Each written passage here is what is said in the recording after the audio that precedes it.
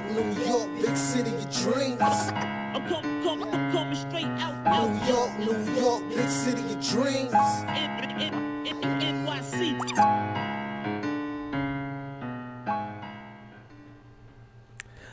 What's going on? It's Jailers for Nick of Time show here. Give you that Knicks talk just in the nick of time. And I'm kind of upset, just like everybody else out here in Knicks Nation, because the Knicks lose to the Milwaukee Bucks 112-100. Despite, the bench, giving us 68 points on the night. I'm not gonna lie, I'm upset, but I'm also hopeful. I'm upset. I'm also hopeful, and we'll get into why. But before we get into why, let me introduce my man. It is my guy, the man, the myth, the legend, the guy with the stats and the facts. Ryan G's in the building. I'm back. Tough loss for the Knicks, but it happens. It is what it is. Yeah, it happens. This is what it is. But I'm just hoping, Ryan, that this game is the wake-up game.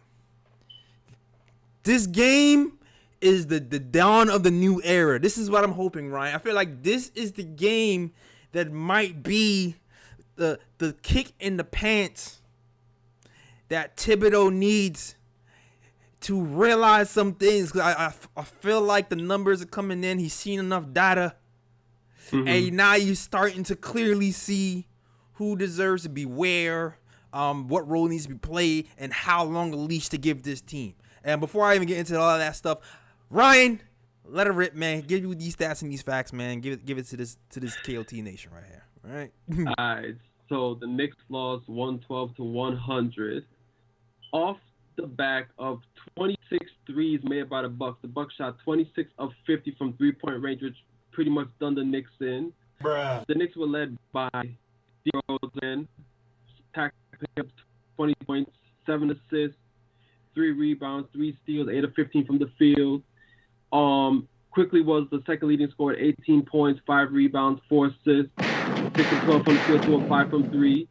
Then you had Randall, who had a pretty good. He started off really hot in the first quarter, then he cooled off for the rest of the game. 16 points, 5 rebounds. Toppin had 14 points off the bench. Burks also had 14 points off the bench. And now we're going to get the team stats, which is going to be a little bit ugly. Like I said, the Bucks did 26 threes. Yeah. The Bucks shot 44%, the Knicks shot 43%, pretty even there. The Knicks were killed on the boards, 50-38. Yeah.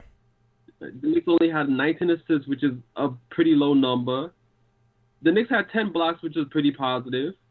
And points in the paint, Knicks dominated at 30-20. Knicks had more points as well, 22-8. But like I said, what killed the Knicks was the 26 threes by the Bucks. Yeah, the 26 3 by the Bucks. I mean, listen, the Knicks philosophy, if you did not know, the Knicks philosophy is to stop the paint first and then get to the 3 second. That's been the Knicks philosophy from last year. It's also the Knicks philosophy this year, especially when you have a guy like Giannis Antetokounmpo. You already know what it is. Guys like Giannis, guys like Russell Westbrook, these speedy guys who are strong, who get downhill real quickly, who are a demon in transition. The Knicks' number one option or Knicks' number one practice is to build the roll and then to recover through the 3-point shooters. The athleticism, the lack of familiarity of the first unit, and also the commitment kind of limits their ability to do that a lot. And I've mentioned this before. It seems like it might be, the guys might be a little bit older and they lost a step, or they're just not as quick as a second unit. But it feels like when they start to do that for small spurts, they don't really have that same intensity carry over for long periods of times. It seems like when they start to do that, they either lack in transition defense, or they lack in rebounding, or they lack somewhere else where they end up trying to conserve energy. And that's a concern to me. That's a concern to me long term. But so I think what we have to start to do, and what Tom might have to realize, is the minutes distribution, just like y'all might be seeing, it's obvious to us, it's obvious to you guys. It might be time for the second unit minute distribution to get up. And it seems like today was the first time that I saw an inkling of that before the fourth quarter benching even happened. In the second quarter, when the Knicks were down, I think 10 or 11 to the Bucks. Second unit comes in, and they dwindle that lead back down, and the Bucks bring back Giannis Antetokounmpo. I'm sorry, I sound like Shaq saying it right there. the Bucks bring back Giannis. For the first time, I did not see Tom immediately go back to the starters after they bring back Giannis. And that was one of those things, Ryan. That's one of those things that make you go, I thought to myself, Jay Ellis, is this the dawn of a new era? Is this the time where Tom is starting to trust the second unit more? Are we going to let the second unit rock more than usual? And by the third and fourth quarter, it seemed like that was the case. The first unit gets completely benched. Completely. Yeah, and deservedly so, because part of the reason why the Bucks came out to such a huge lead in the third quarter was because of that first unit. That first unit just played lackadaisical on defense, and then on top of that, they were not moving the ball on offense. They were just dribbling the ball, taking these three-pointers, and it's like, and I always say with the Knicks offense, when the Knicks get stagnant on offense, when they just stand around and just take threes, it never works out well for them. The Knicks need to continue to move the ball, get good shots off of that ball movement, and it just catapulted. It just went down in a spiral from there. The Knicks offense was stagnant. They didn't play good defense, and it just kept going down. But that second unit came in, and they closed the gap, like you said, and Thibs actually trusted the second unit to play the rest of the game from when he put them in for the rest of the game, from that point on. The thing is that now, seeing that the second unit is much better defensively than the first unit, I feel like Thibs is going to have to figure out something now where it's like, especially late in games, he cannot put out the full first unit to close out games. Like, he's going to have to mix and match where some guys from the first unit go into the game, and then he's going to keep certain guys in the second unit within those last minutes as well. Just based on, like, who's playing the best for the Knicks throughout the game. Like, I don't feel like Thibs at this moment can trust that full first unit to close out a game. He's going to need some guys from that second unit to be in the game to help close it out. Yeah, I agree with you, Ryan. Because even in times, the last game, Ryan, Julius Randle bailed us out the last game. Julius Randle completely bailed us out the last game. And I give Kemba Walker some credit, too, because, he hit some tough shots. But I feel like there's still a weird flow to the offense with that first unit. The first unit, the first half of the game, he only had 7 assists at the half. Julius Randle, he was going ISO ball, but it was working. It was working, right?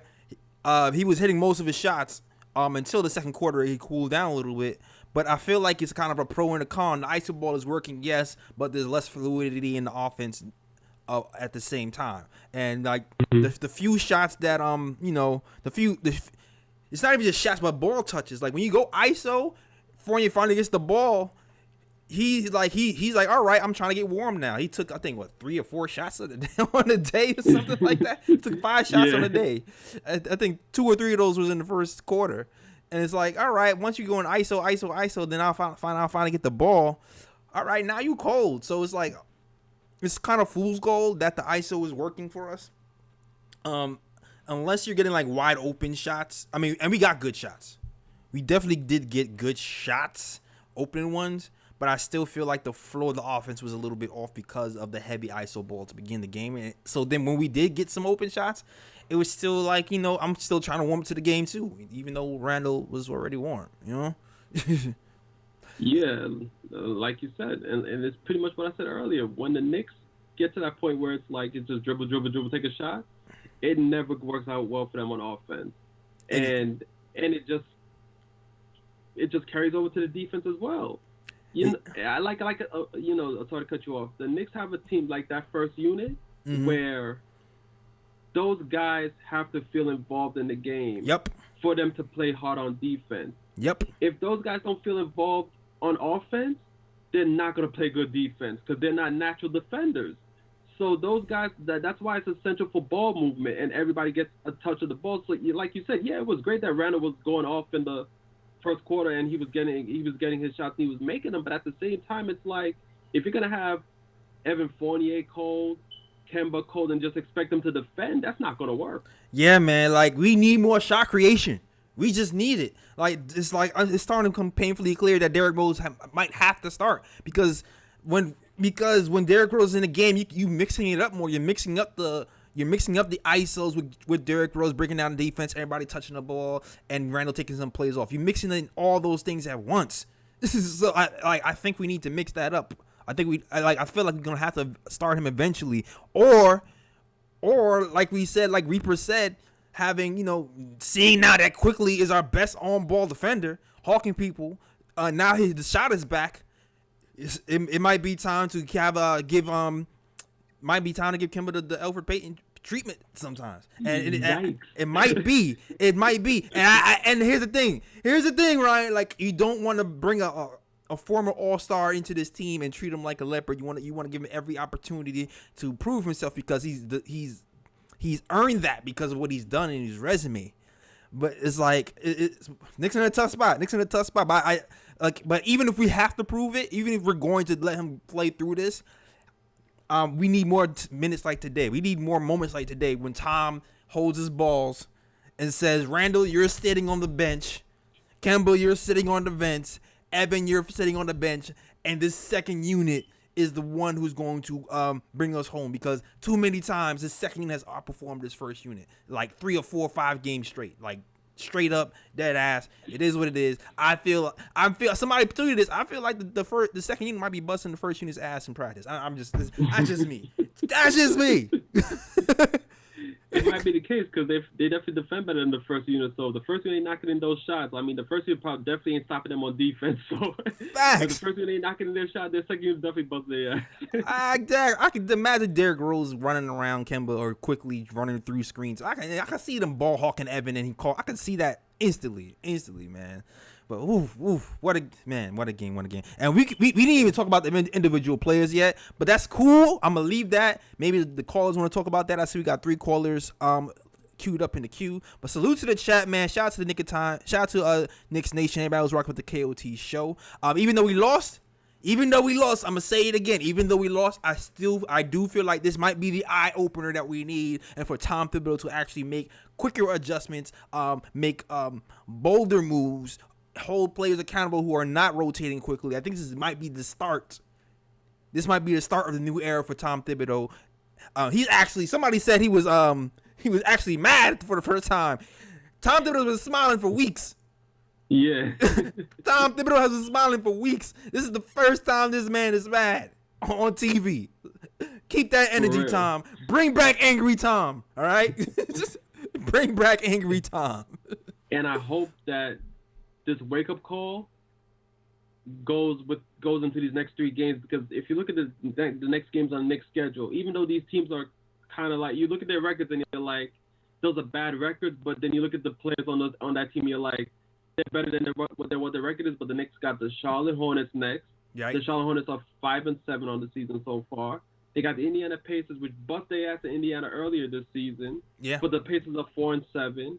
And then later on, they have the Orlando Magic, where the Knicks had that stinker earlier on in the season at home against them at 3-8. So it's like, if you look at those teams realistically from a record standpoint, the Knicks should beat those teams. But you just get kind of nervous with the team because sometimes you don't know what you're going to get, especially at home. On the road, it's like the Knicks are world beaters, but at home, it's like, I don't know what happened.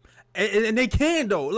And they can. I still feel like they can. There's a few things that still has to happen. In the beginning of the season, there was more plays involved with Evan Fournier and Kemba Walker. I still feel like that still has to happen. The one small thing that I did like a little bit from Kemba was when there was a big switch to him, he actually tried something. He actually tried to dribble, drive, shoot. He actually tried to break down the defense and throw a lob to Mitch. I want to see more of Kemba trying to do some things. I want to see more of Kemba trying to run the offense. Even though it seemed like he lost a step, we just need to get the ball out of Randall's hands. Even when he's playing, we need to lessen that diet. Even though he shot well, and I'm not even blaming Randall.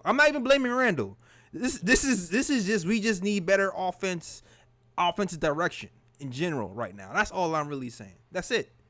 That's it. And if you don't have anything to say right after that, Ryan, I'm bringing the callers. You can bring in a caller. Yeah, you can bring in a caller. All right, cool. Yeah. Shout out to the Knicks Nation. Shout out to KOT Show. Shout out to everybody who's rocking with the show right now, man. Shout out to Knicks Nation TV, Picks with Timmy, Stanley Nowak, Charlie King, D Nice, Myth, Everybody else is rocking with the show. Angel Rodriguez, man. Ronald White, my guy. Becky Fresh in the building. Shout out to you, Chris S. And everybody else is rocking with the KOT show, okay? Oh, yeah, of course you got to do Fritz Alessandro, the best mod in Knicks sports, all right? Straight up. I don't care. He take down any mod in any Knicks Nation. I said it. All right? I said it. Fritz is the best mod in Knicks Nation, all right? Straight up. I said what I said. All right, first caller up, man. Let them know what your name is and where you're from. Hey, what's up? This is Lonnie again. What's going on, man? All right, man. Nothing much. Shout out to you and Ryan, J. Ellis. This is Lonnie from South Carolina, originally from Brooklyn. I remember you, Lonnie. I definitely remember you. Yeah, the game was a good game.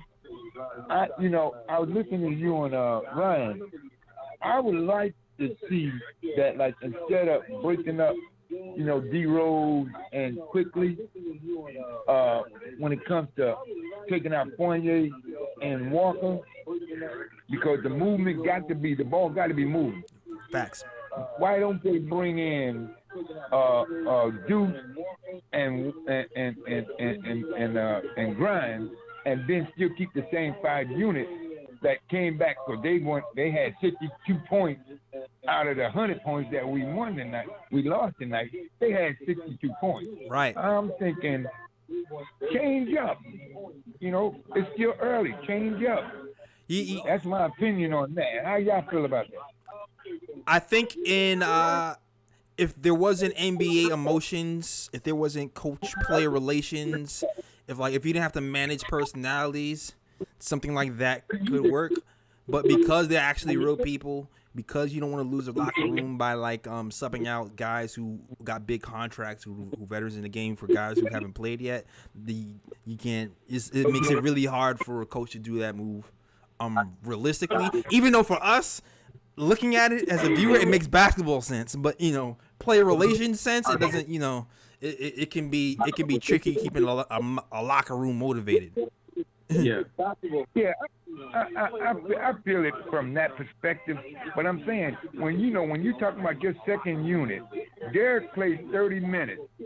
So that means Kimba only had, 18 minutes? You know what I mean? Right.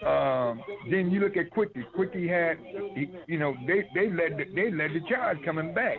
So my thing is, why not, when your starters are not doing their thing, put someone else in there with fresher legs that can still play defense, just to break up the monotony, even if you bring back Kimba and Fournier. Now that I agree with. Just break up the monotony. You want to say something, Ryan?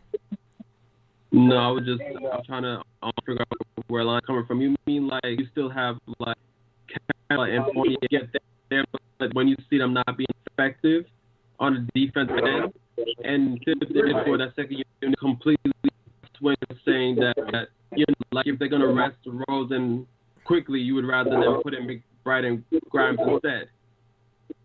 Right. To a certain extent, not giving Grimes and Deuce, 10, 20 minutes, just enough to get Julius' head back into the game, let the ball get past to JR and Mitchell Robinson, because Mitchell Robinson ain't scored but 3 points because why? He's not getting the touches. And then you hit a thing, Ryan, when you said that when guys are not playing defense, it's because they're not being rewarded by touching the ball a lot either. Yeah. Right. No, you're absolutely right. I agree with all those sentiments, man. I definitely agree with all those sentiments, man. Like it would be, but it's gonna be hard to manage all these minutes.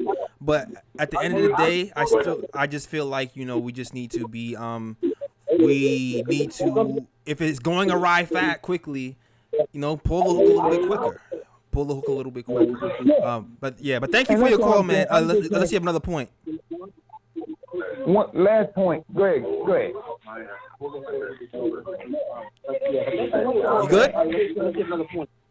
Yeah, look, the last thing I want to say is that we got to make sure we get our big people that can be effective for these other big teams. involved more. That's all. All right, got you. Yeah. Yo, appreciate your call, Lonnie, man. Thanks for calling for real, man. Yeah, man. Appreciate the Thank support. you. Yeah. Thank y'all, fellas, for taking my call. And I have to hit Rob up again and stuff like that. Y'all have a blessed night. I'm still listening to y'all. Absolutely. All right, man. You too, man. All right, salute, man. I see you on the chat. I got tomatoes in the chat. Fournier and Kemba was trash, yet the coach kept them in the game. Not today. Today I applaud Tibbs for benching them, man. Myths. Okay. CP Artist says we need patience. We need patience, and I partially do agree. I do agree. Like at the end of the day, and then we lost the game. We're still winning. We still have a winning record, right? We still do need to practice a degree of patience. I'm not going to throw out Kemba and Fournier out with the bath water. They're still, they still have to kind of work their way within the first unit. But it's like we seen the best of it. The best of it was when we was playing with the Celtics. They were firing on all cylinders. They were hitting threes, right? When they're hitting shots with Randall, they're extremely dangerous. Extremely dangerous when they're hitting shots. But like I said earlier, I still feel like we need to work on more wrinkles of this offense. We need to get people more open shots. We need to get Fournier involved more offensively without not just dribble handoffs. We need to get Kemba involved more offensively and not just screens and then one screen and then shoot the three. I think we need to just develop the offense a little bit more to get these guys more involved, to get more touches, to get more floating offense. So we don't have to just rely on ISO Randall. We need more playmaking somewhere, somehow, man. Like somewhere, somehow.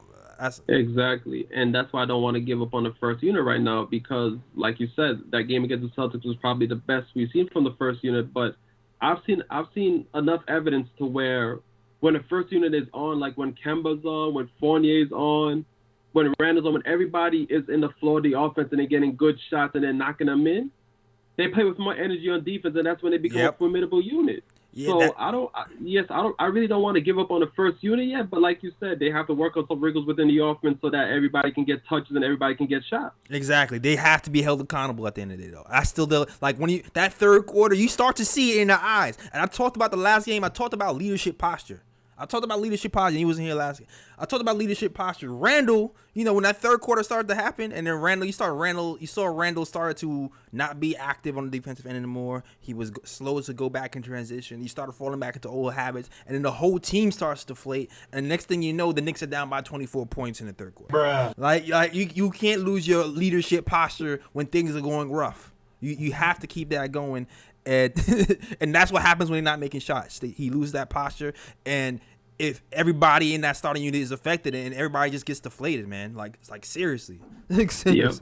But so salute to the chat, man. Everybody's rocking well with the show. Shout out to Toxic Knicks fan. That's a crazy name. Toxic Knicks fan says we don't need players who only play defense when their shots are falling. Yeah, I agree. I definitely agree. I mean, unfortunately, a lot of superstars kind of do that. Yeah, that's what I'm saying.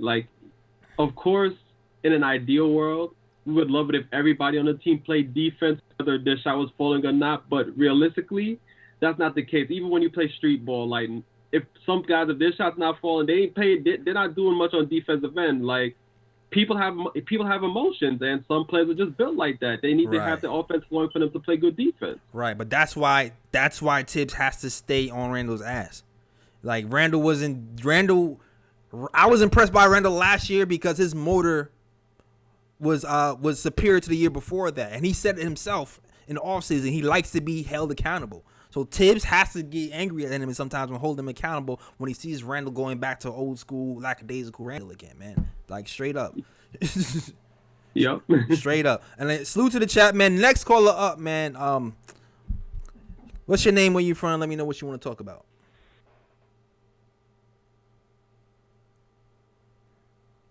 I'm just letting Fritz get it together, man.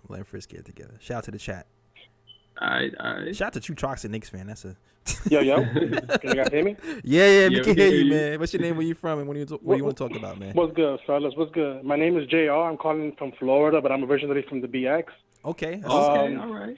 Now, I try to refrain from coming down on players because you know, it's still early, and like after being a Knicks fan for like the last 20 years, I'm just happy to like have a roster full of NBA players, like no Travis Wares and Isaiah Hicks and all those guys. You know what I'm saying? I'm happy that we have NBA players right now. And I agree about Kemba. You know what I'm saying? Like he's not performing. Obviously, he's not defending. He's not even shooting well right now. But we have to keep it in perspective. I mean, he's $8 million player, like a few more $1 million than Alfred Payton. Mm-hmm. The guy that I'm really looking at right now that's really disappointing me is Evan Fournier, man. That's an $80 million player. He's not playing like a $20 million player. Like, he's not. Like, the fact that he's sitting on the bench at the end of games really has me like just like I don't understand like why. Actually, I understand why, but it's like, why is he not performing? And like I'm from I live in the Orlando area, so I see a lot of Evan Fournier games like whenever the Knicks will come in town. Okay. And like I feel like we're not getting him off the way the Magic will get him off. Like if you remember like when he would cook against us, we have to get him off screens in the mid-range area. We can't just like unleash him to shoot threes off the get. We have to get him into the game. Facts. We have to like get him into the flow. And like if we're really gonna we invested so much into him. Out of anybody this last offseason, we gave him the most years, the most money. Like, we need him to perform. Like, without him, like, Kemba, whatever he gives us is the cherry on top, if you think about it, because Alfred wasn't giving us nothing on offense. Right. At least Kemba can stretch the defense and have to respect his three. That's enough for him. But Evan Fournier, man, he needs, like, there's no way he could be that he's unplayable in the fourth quarter. Like, that's just. Like, I don't know how much DeRozan got, but like I was one of those guys. I actually wanted DeRozan, even though I know he didn't take threes like that. Right. But like at least I knew that he gave us more. You know what I'm saying? Like, how would we look right now with a guy like DeRozan? You know what? No, I'm not even gonna go that route. Honestly, when I think about it, for real, what would Alec Burks be doing with those minutes? Would we have been better just starting Alec Burks and then having Grimes actually have a role now? Think about what that would do for our team. We Alec Burks where? Like at the starting lineup. Like as a point guard or as a No. As what Evan Fournier does. You could run RJ at the 2 or the 3, or RJ or Burks at the 2 or the 3. But like starting Burks, let's just say we didn't have Fournier and we were starting Burks. How much would we really be losing on offense? Like how much would we really be losing from Fournier to Burks if Burks had the minutes that Fournier is getting and the rope to be able to take shots and be able to get into his zone? And then at that point, how much more minutes would be freed up, not to mention cap space, for Grimes and these other kids to play? I mean, like, Knox has no chance of playing this year at all. Like, you look at it, like, where is he going to get his minutes? Yeah. And it's just like, I don't know, man. Fournier has been very disappointing right now, and they have to get him going. Yeah. They got to get him going. Yo, Ryan. Things that make you go, this is one of the moments. Man. Like I always felt like Ryan, like Alec Burks and Fournier were almost the same player, but except that the Fournier was kind of more proven because they kind of both do the same multiple things, right? To me, except both. Exactly. But go ahead, Ryan. I'm going to cut you off. Go ahead, Ryan. The thing is, if you look at the way both are playing at the moment, it sounds very plausible. You know, you could pretty much replace Fournier with Burks, and then have Grimes come in off the bench, even though Grimes is unproven at the moment. So we don't know what we would be getting from Grimes if Grimes is giving Burks minutes off the bench. But at the moment, it does seem like, you know, Burks is interchangeable with Fournier. But here's the thing, though. Fournier is the better player based on what we've seen throughout their careers in the NBA. Fournier is the better player. It's just that we're not getting the most out of Fournier at the moment. You know, so it's like it does sound good on paper at the moment because when you look at how Fournier's playing at the moment, how Burks is playing at the moment, it does seem like it's going to work. But at the same time, it's like if the Knicks were getting the best out of Fournier, like this wouldn't even be a question right now. Facts. I mean, let me build on that, right? So here's the thing I'm thinking. here's the thing I'm thinking, right? Like, first of all, you're absolutely right, and that's why I opened about the way we're using Fournier, which is why I kind of opened the show talking about I wish there was more.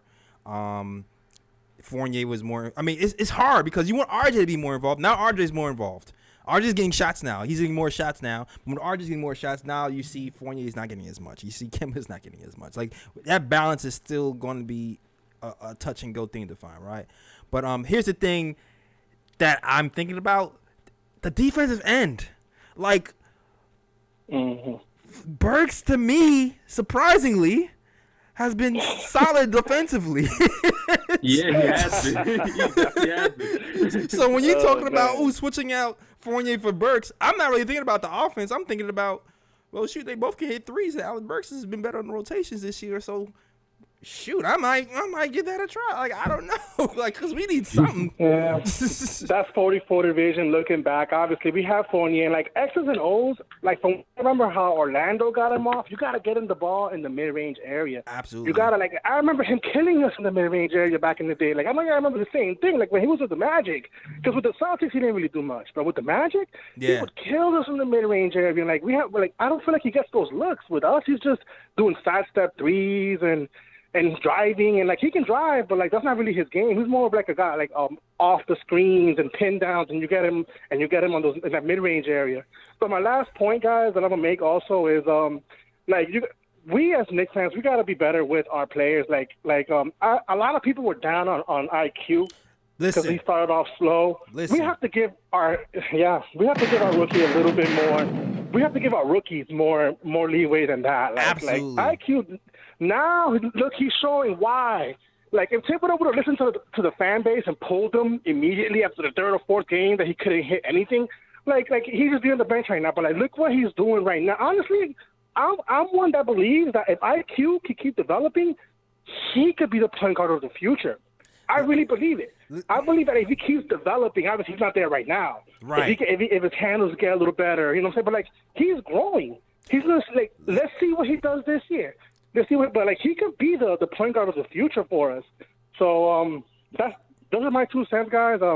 Keep doing what you do, yo, JLS, man. This is the most underrated show, like for real. Like y'all keep doing what y'all doing.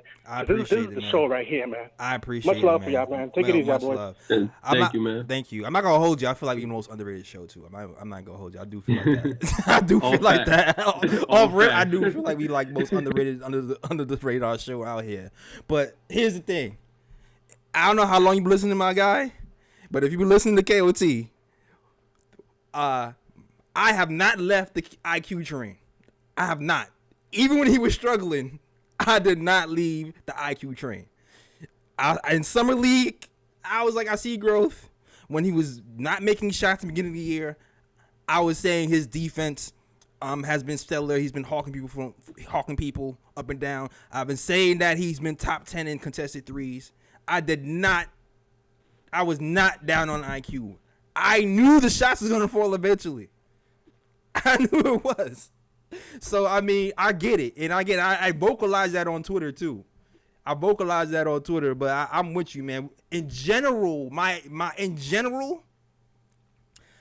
I give the younger players a whole lot more leeway. That's IQ, that's OB, that's even Kevin Knox, Frank when he was here. That's just my MO with young players in general. You don't know how long it's going to take those guys to develop, and sometimes it takes the guys 6 years, 7 years to really show what they're going to be. So, you know, salute to you for recognizing that, man, and thank you for the call, fire call.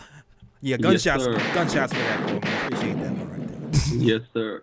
And I know I'm veering off topic for a little bit, but since you mentioned Frank, this is what you're talking about, saying, you give young players, leeway and this and that.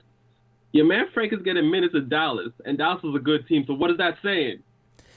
Listen, what man. is that saying? Listen, man, he has a role. He's an NBA player, man. He might not be a point guard what you envision him, but he's an NBA player. That's all I have to say. But this Knicks bench, man, I still got we lost, but gunshots for this Knicks bench, man. I still feel like this might be the turning point for Tom Thibodeau to put a fire under these first unit players' butts. Because I really cursed a little bit too much today. And and it might open the door for more IQ minutes, more OB minutes, and guys who earned it. 20 minutes from OB today gives you 14 points, 6 rebounds, 2 assists, a steal, and a block. And come on. And, man, the play of the day, like, he got fouled on that call. He got fouled on the putback at Giannis. And you're talking about the play they overturned? Bruh. Yeah, the foul they overturned. Yeah. Yeah, he that was horrible. I changed the momentum of the game. But shout out to Obi Toppin. I really think I like the way he's going. And the shot's not even falling yet. I'm holding the shots fall, but I'm really liking Obi Toppin. Fritz, are there any more calls in the queue, or can we like talk about individual players now? But yo, can I just mention something first before the next call comes in? Go ahead. Because I feel like that, like I want somebody to explain the rule to me, because Giannis clearly hit Obi's. He didn't hit his shooting arm, but he hit his other arm while he was going up, and I'm like, when you hit someone's arm going up, doesn't that bother the shot? Absolutely. So how's that not a foul? Absolutely. Like I don't know how that got overturned. It seemed like when they overturned the call, then that just deflated the Knicks, and then the Bucks just ran away with the game afterwards. Yeah, absolutely. I don't agree with it, man. I don't know exactly what happened. I don't know who Giannis paid or what pictures he has for what refs for what life. But I don't understand how you watch that. That's my bruh pick. I'm sorry. I'm doing the bruh pick segment early. My bruh pick for the day is, if you don't know what a bruh pick is, your first time watching the program, bruh pick is the worst plays of the game, or just could be anything stupid that just happened in this world. But my bruh pick of the game is them taking 20 minutes to still get that call wrong when Obi obviously got hit on the arm by Giannis Antetokounmpo. Yeah. Yeah, that's it. All right. Next caller up, man. State your name, where you from, let us know what you want to talk about. Yeah, what's going on, fellas? What's going on? It's JT. Yeah, what's good, JT? Welcome back. Happy belated birthday. Yeah, thank you, man. Thank you. No problem. All right, this was a tough one. It was a tough one, but like we all say, we always glad to see the second unit do what they do. But it's really frustrating that they keep constantly have to play catch up. But just going but gunshots for Obi and IQ, man. I love seeing those guys together, man. I've been harping on IQ. I've been harping on IQ since summer league, but like I said it a couple calls ago, it's difficult because you want to give guys at IQ, you want to give them the time, because I agree, I'm the same way. We draft them, let's develop them, but it's hard when you got two backup guards on the bench that they need minutes too. So it's really like that's what kind of, to my opinion, presses the issue why people may not have as much patience for like an IQ versus if we draft if we would have drafted a forward or a center or a big man or something. Right. But Agreed. I think that so that's pretty much with that. But I'm glad to see IQ developing into what he's developing into and such. But as far as like the changing of the starting unit, because that's what's hurting us the most, is we have to be patient. So either like I've said before, we either gonna just keep getting tight, throwing stuff at the TV screen, or just cursing and spazzing to the starting unit figure it out, or we're going to make moves. And like we said, realistically, there's no way that you're going to have a third stringer jump to first string. Because personally, I think we all agree, we don't want to mess up with the bench. Like the only piece I could possibly see is maybe subbing Burks for Fournier, because I agree. I feel like the second unit is more Fournier's speed. It's faster. Derrick Rose controls the offense. Right. And Fournier could probably get his shot off more. And Burks is a better defender. And that's what's killing us in the starting unit also is defense. So that's actually a smarter move, even though, of course, Fournier is he the second highest player on the team? So, but if he could check his ego and he could have that, and Tibbs could have that talk with him that Pop had with Manu back in the day, and he could just deal with it, then maybe that might be something to look at, because we could say Grimes and McBride all day, but unless if Kimba, God forbid, get an injury, that ain't happening. And even if he do get an injury, then IQ is going to jump to the. I mean, not IQ. I'm sorry. Rose is going to jump to the starter, and I personally feel like he's better with the second unit. There's more. The chemistry. We've seen it. We've seen when Rose start. Him, Randall, RJ, Fournier, and Mitch ain't the same as when he's on the bench with the other guys. It's just not. So that right there is just, you just don't want to mess with that. I agree. He's better with the second unit, but it's just like that first unit, man. When he's with the first unit, it's more passable. But like when he's with the second unit, it's like electricity. It's like fire. Exactly. It's like, oof. It flows naturally. Like they have the continuity. So that's just, for Kemba, I think the problem with the first unit, like I said, no one's really like leading the offense. Right. Everybody, it's too much isolation play. That's just the best way I could put it. Like, yeah, Randall's getting assists, but like I keep saying all the time, it seems like Russell Westbrook style assists, where it's like he's getting into the open man for the open shot, but you're not really orchestrating the offense. It's a big difference. Exactly. Like we have guys who can create, but they're kind of like secondary creators in Evan Fournier, and you know, and Kemba is not creating like he used to, so he's getting more jump shots than anything. Like it's an issue. It's definitely an issue. Yeah, most because definitely. in a perfect world, like I said, for Fournier, he would eat if we had a point guard who could orchestrate the offense, and we need to get better at off-ball screens. Like we said, our guys suck at setting screens. Hell, the only one who tries is really Mitch and Noah, and they both bless their soul, but they really ain't that good at it. Yeah. If you could have someone, if you set somebody off-ball screen, orchestrating offense, Fournier gonna eat. He gonna hit them jumpers all day. But it was, like I said, it was refreshing to at least see that the second unit closed the game out, because as they should. Randall had a good game. I'm not gonna harp on Randall right now. If we're gonna hit somebody with the bruh, it's gonna be Kemba and Fournier. Bruh. They just is. And, and RJ had an RJ game. He, sometimes he has, sometimes he don't. We expect that, but I don't think he hurt us the way Fournier and Kemba did. Yeah, and also, gunshots to Taj. Taj is always playing. He's always always doing his thing. Yeah, shout out to Old Yeah, Man but River, that's man. all I got. Make sure everybody hit that like button, subscribe. Don't just watch for free. Hit it with the like. It don't cost you nothing but to hit, like, and subscribe. Make sure you do that. We keep saying these guys, we love what they doing, so we got to show it, not just say it. Absolutely, so again, man. Thank y'all for taking my call. Peace. I'm out. Absolutely. All right, man. Thanks. Gunshots to my guy JT. Please hit that like button. Please hit that subscribe button so we get this KOT movement getting bigger, better. Yes, sir. And Taj Gibson definitely deserves a lot of props. I feel like the Knicks have the best backup big man in the league. For real though, because the best backup movement. Exactly, because when Noel is hurt, it's like the Knicks do not miss a beat. Like Taj be on it, man. Yeah, he man. Be on it. Taj is amazing. I don't know.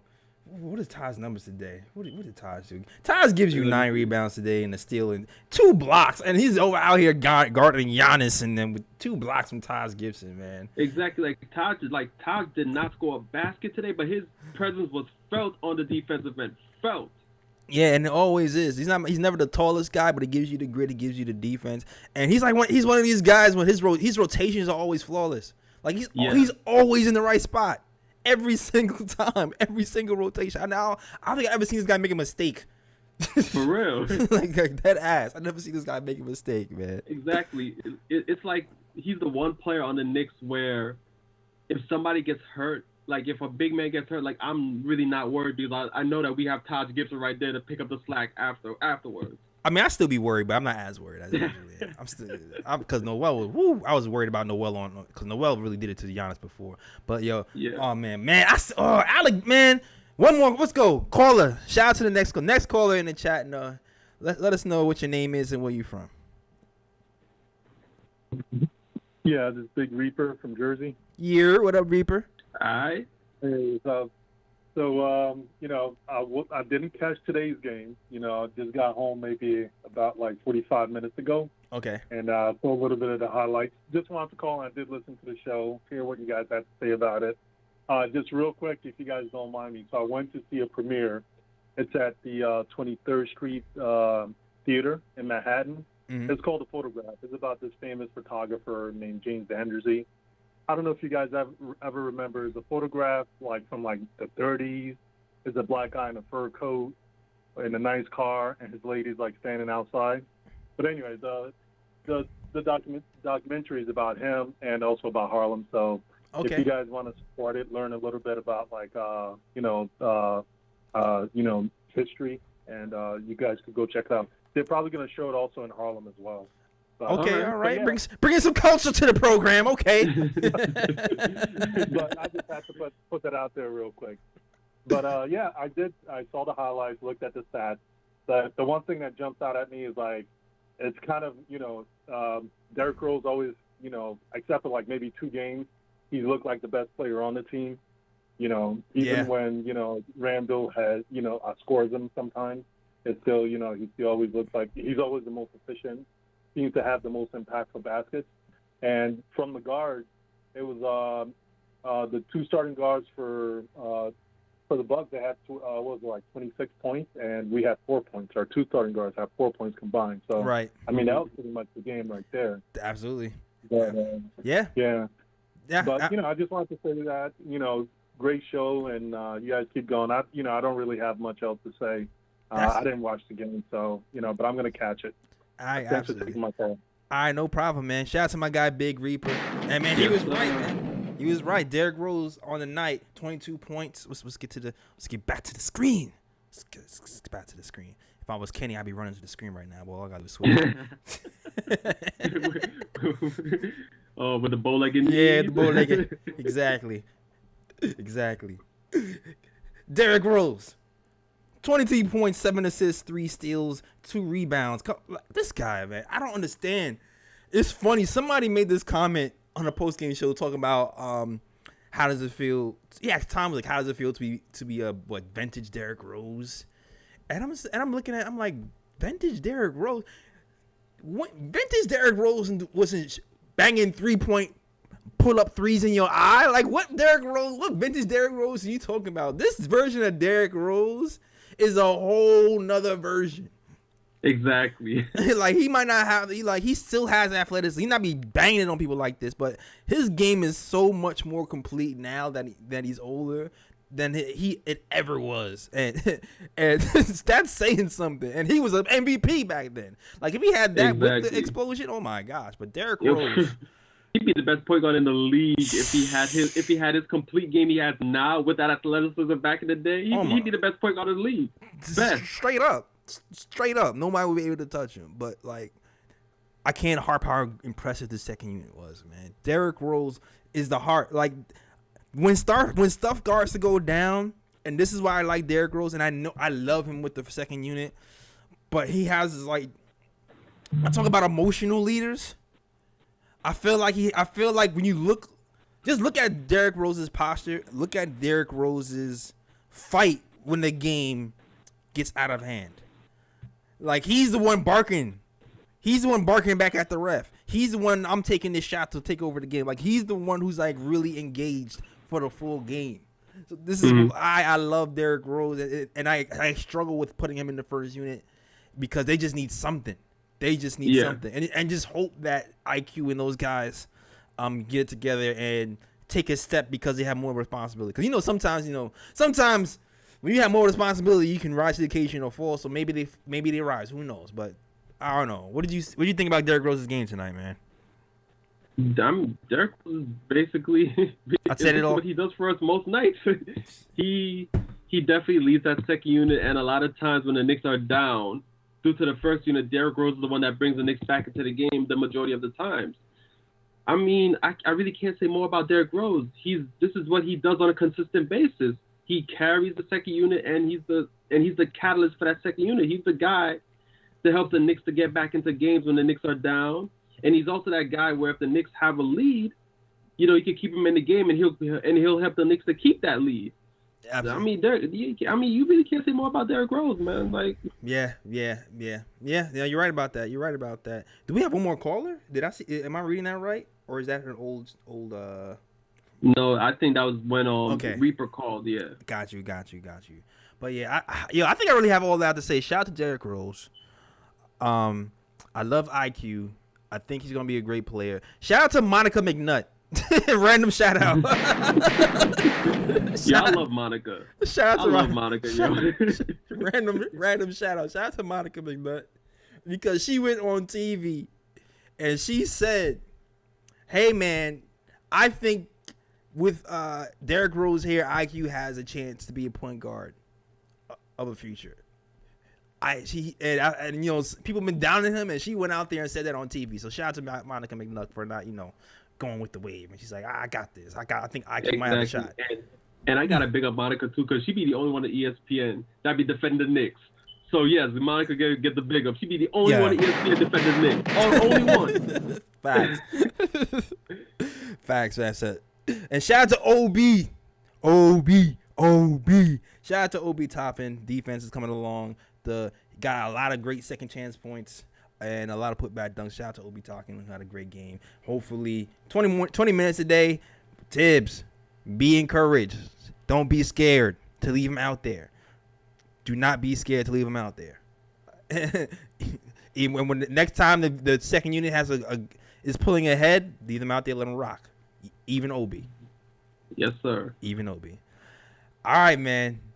I think that's it, man. That's our show. I mean, do you have any ooh picks and bruh picks you want to talk about? You already know what our bruh is. Only one bruh pick. What's your bruh pick? Fibs, I know you probably know these stats, but make sure you read these stats to your starting lineup when you're talking to them in practice tomorrow. Plus minus for the starting lineup is going to be a huge bruh. Julius Randle, minus 26. R.J. Barrett, and I love R.J. Badman Barrett. You know that's my dude. Badman Barrett. We always a fan of that. Minus 28. Evan Fournier, minus 22. Kemba Walker, minus 22. And Mitch had the lowest plus or minus with minus 15. Read those stats to those guys in next practice and tell them to get their act together. You heard the man. I don't got anything else to add to that, man. That's facts is facts. Facts is facts. First unit get together. Second unit's coming for you. And if it gets even crazier, unleash the McBrides. Unleash the Grimes. It might be grime time. That's all I got to say. I don't got no bro pick. Oh, I got a bro pick. My bruh goes to Jakeith Morris.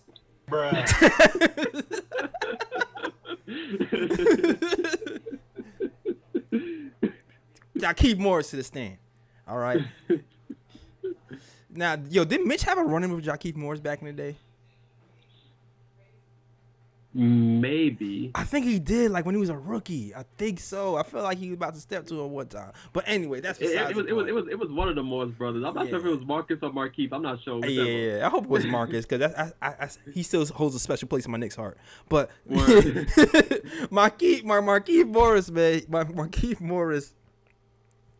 He's injured. You don't want anybody to be injured. And Jokic, Jakeith Morris gives him a dirty shot, pushes him.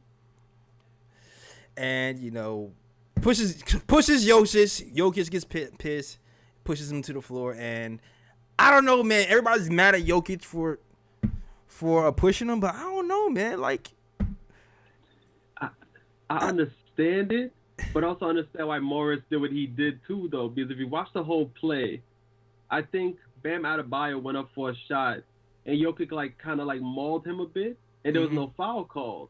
So I think Morris saw that, and Morris wanted to. I guess Morris was kind of sticking up for his guy. So is that what happened?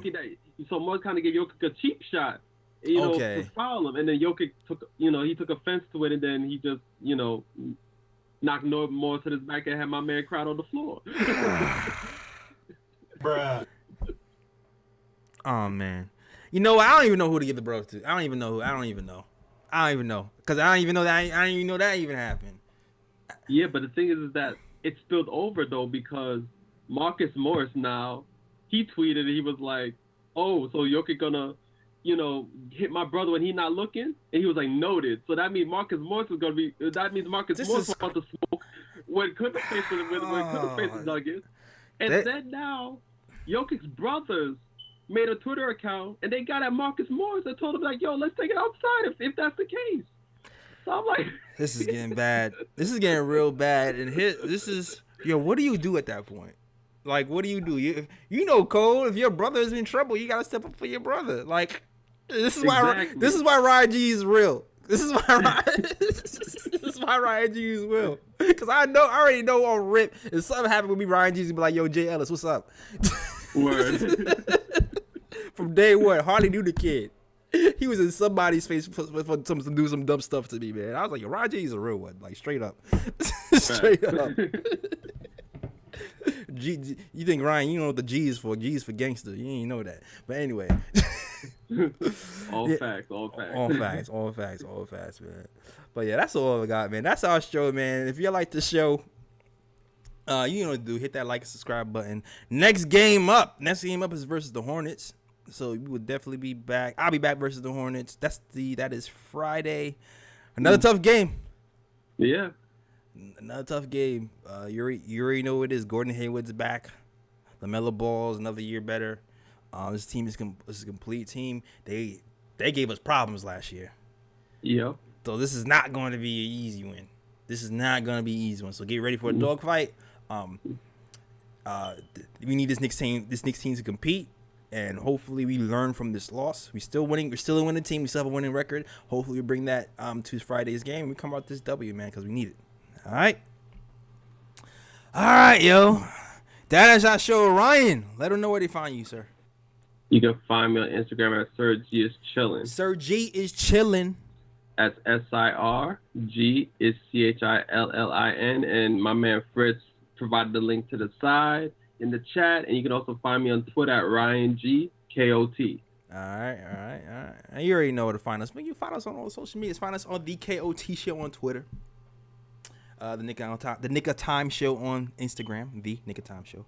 Also on Facebook as well. And also hit that blog at thenicoftimeshow.com. Check out that new blog written by my guy, editor-in-chief of Nick of Time Show, Ken.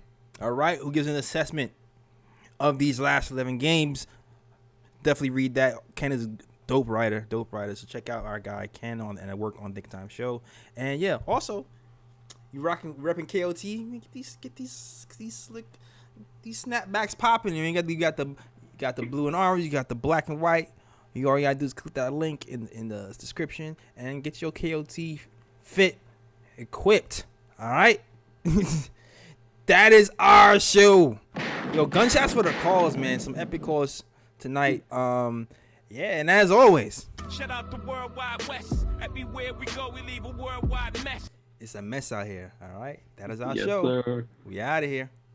Peace.